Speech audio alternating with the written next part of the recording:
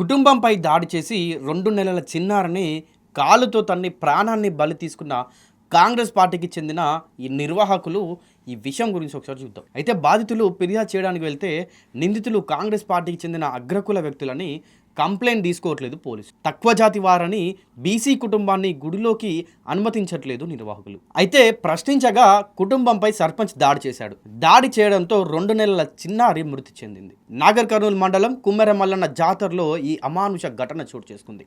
మల్లన్న దర్శనం కోసం వెళ్లిన చాకలి చంద్రకళ కుటుంబాన్ని అడ్డుకొని దాడి చేశారు నిర్వాహకులు. అయితే ఈ నిర్వాహకుల్లో ముఖ్యంగా తూకారాం రామరెడ్డి, ఉంద్యాల శ్రీనివాస్ రెడ్డి, శ్రీకాంత్ రెడ్డి, సతీష్ రెడ్డి, కన్నిరెడ్డి, కుపేందర్ రెడ్డి, మరికొందరు రెడ్డిలు ఉన్నారు. దీంట్లో దేవుడి దర్శనం చేసుకోకుండా ఎందుకు అడ్డుకుంటున్నారని ఈ కుటుంబం ప్రశ్నించినందుకు చాకలి చంద్రకళను, ఆమె కొడుకు గణేష్ను, కోడలిని, కూతుర్ని బూతులు తిడుతూ దారుణంగా కొట్టారు ఈ అగ్రకుల నిర్వాహకులు. 2 నెలల చిన్నారి మొహం చూసైనా తమను వదిలేయమని వేడుకోగా చిన్నారిని కాలుతో తన్నిన ఈ దుర్మార్గులు తీవ్ర అస్వస్థతతో ఆసుపత్రిలో చికిత్స పొందుతూ చిన్నారి మృతి చెందారు.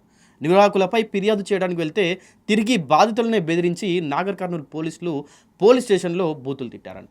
ఇక కాంగ్రెస్ పార్టీకి చెందిన అగ్రకుల వ్యక్తులని పోలీసులు ఫిర్యాదు కూడా తీసుకోవడం లేదు. తమకు న్యాయం చేసి రక్షణ కల్పించాలని బాధితులు ఆవేదన వ్యక్తం చేస్తున్నారు.